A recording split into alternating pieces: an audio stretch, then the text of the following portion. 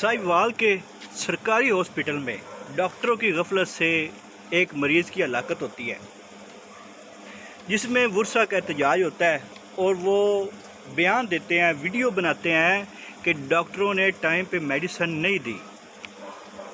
अब देखें कि इसमें जो उनकी जो हलाकत हुई है उस पे भी डॉक्टर उन पे बरहम हो रहे हैं और सिक्योरिटी गार्ड से कहा है कि इनको कंट्रोल करो और इनको बाहर निकालो। खुदारा इस जुल्म पर ये क्या हो गया, हम किस तरफ जा रहे हैं? जुल्म की दास्ताने रकम की जा रही है। एक तरफ कहा जा रहा है कि पंजाब में सब ओके है और दूसरी तरफ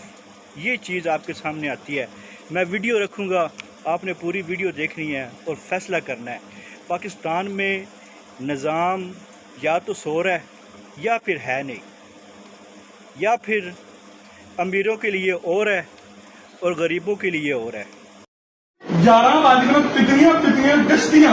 उन्होंने चौका गाल कटी बोली ना मैं दस्ता आपने बोली ना 11 बजे रात दवाई टंग ते गए ने बहुत ना 8 मरीज आज की दिहाड़ी च मरदा पे 1 मरीज कार्ड अंदर आवे 500 पेपर बदलो 500 साडियां ने 2 फैला भरियां दी ने 11 बजे रात दवाई टंग ते गए ने सवेरे 11 बजे लगी मैं 40 दवा दिया बाजी दवाई लगा दो आ रही है की कर रहे ने बिरयानी खा रही ने वो कब खा रही ने क्यों नहीं बनानी क्या आधा मैं सब बुला चल बुला मरीज एक्सपायर होया कितने आई दसो इन्हों साहिवाल दसो ना ਕੱਢ ਕੇ ਨਾ ਸਾਰੀਆਂ ਜਾਹਲ ਹੈਗੀਆਂ ਉਹਨਾਂ ਨੂੰ ਆਪਣੀ ਆਪਣੀ ਪਈ ਹੋਈ ਆ ਕਿਸੇ ਮਰੀਜ਼ ਦੀ ਕੋਈ ਫਿਕਰ ਨਹੀਂ। ਹਰ ਮਰੀਜ਼ ਦੀਆਂ ਦੋ ਫੈਲਾਂ ਦੱਸ ਅਸੀਂ ਅਦਵਾਲ ਸਾਡੀਆਂ 2-3 ਫੈਲਾਂ ਬਣਾਤੀਆਂ ਕਹਿੰਦੀ ਆ ਉਹ ਕਹਿੰਦੀ ਆ ਮੈਂ ਉੱਤੇ ਗਿਆ ਆਈਸੀ ਰੂਮ ਵਿੱਚ डॉक्टर ने 1 घंटा पहले मैंने लिख के देता है मरीज बिल्कुल ठीक सी अगे गार्ड खड़ा मैं क्या डॉक्टर मिलन देखो डॉक्टर ने गल की है मरदा तो मर जाए सानू थोड़े मरीज नाल की है चल बाहर निकल मैनू नहीं नहीं जावन देता